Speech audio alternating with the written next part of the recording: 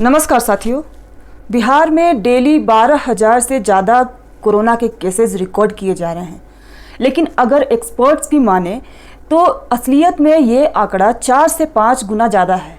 बिहार में जो कोरोना की टेस्ट या जो रिकॉर्ड 11,500 आ रही है, केसेज की संख्या कहीं उससे बहुत ज़्यादा है। ठीक है, मैं टेलीफोन पर दिन भर 200-300 कॉल अटेंड करता हूँ। हर एक घर में 4-4, 5-5 पॉजिटिव मरीज जो है। अच्छा, ठीक है, इसलिए केसेज की संख्या जो है सो जो रिकॉर्ड जो है सो अखबार में है उससे कहीं ज़्यादा है। अव्यवस्थाओं के कारण कईयों की जानें भी जा रही हैं। पिछले 2 दिनों के हमारे मुख्यमंत्री के ट्वीट से ये पता चलता है कि उन्हें कोरोना की गंभीरता का एहसास हो गया है। उन्होंने अपने ट्वीट में रिक्त पदों पर भर्ती और वेंटिलेटर को एक्टिव करने की बातें कही हैं।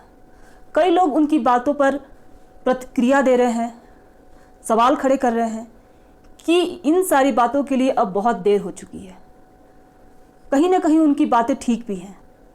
वैसे तो पूरे देश की स्वास्थ्य व्यवस्था चरमराई स्थिति में है, लेकिन बिहार की स्वास्थ्य व्यवस्था अन्य किसी राज्य की तुलना में सबसे ज़्यादा जर्जर स्थिति में है। क्या इस बात की जानकारी हमारी सरकार को नहीं है? लेकिन इस पर कभी ध्यान नहीं दिया गया। पिछले 1 साल से जब से कोरोना आया है, तब भी अगर सरकार सचेत हुई होती और कुछ काम करने का प्रयास करती तो शायद बहुतों की जान बचाई जा सकती थी, लेकिन अफसोस कुछ नहीं हुआ। बिहार के कई हिस्सों से टेस्टिंग के लिए पर्याप्त मात्रा में जांच केंद्रों की कमी, रिपोर्ट आने में देरी और डॉक्टर के नदारद होने की शिकायतें आ रही हैं। क्या इन सब के बारे में सरकार को जानकारी नहीं है? आप समझ सकते हैं कि अगर समय पर जांच ना हो, समय पर रिपोर्ट ना मिले तो इससे दूसरे लोगों में भी संक्रमण का खतरा बना रहता है, लेकिन सरकार इसकी गंभीरता को नहीं समझती। कोरोना से होने वाली मौतों के लिए ऑक्सीजन की कमी तो जिम्मेदार है ही, लेकिन मृतकों के परिजन ये भी शिकायत कर रहे हैं कि भर्ती में देरी होने की वजह से मरीज एम्बुलेंस में ही दम तोड़ रहे हैं।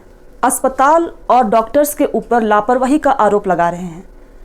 कई वीडियोस में ये दिखाया जा रहा है कि डॉक्टर्स अवेलेबल नहीं है, जिसकी वजह से मरीज की मौत हो जा रही है। एक वैसे मम्मी का ज़्यादा सीरियस तबीयत खराब हो गया।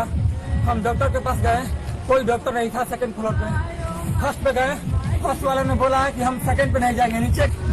और 4 घंटे से हम दौड़ते दौड़ते मेरी माँ का ये लोग जान ले लिए। बिहार में बेकाबू हालात पर नियंत्रण पाने के लिए सरकार को अपनी प्राथमिकता तय करनी होगी। जो भी व्यवस्था पहले से मौजूद है उसका संचालन सही से होगा, इसका विश्वास उन्हें जनता को दिलाना होगा। एक जागरूक नागरिक होने के नाते हमें भी अपने क्षेत्र के अस्पताल के बारे में जानकारी होनी चाहिए। अगर वहाँ कुछ कमियां हैं तो उसके बारे में अधिकारियों को या अपने जनप्रतिनिधि को बताना चाहिए, ताकि समय रहते उसका समाधान किया जा सके और ज़रूरत पड़ने पर किसी की जान बचाई जा सके। धन्यवाद।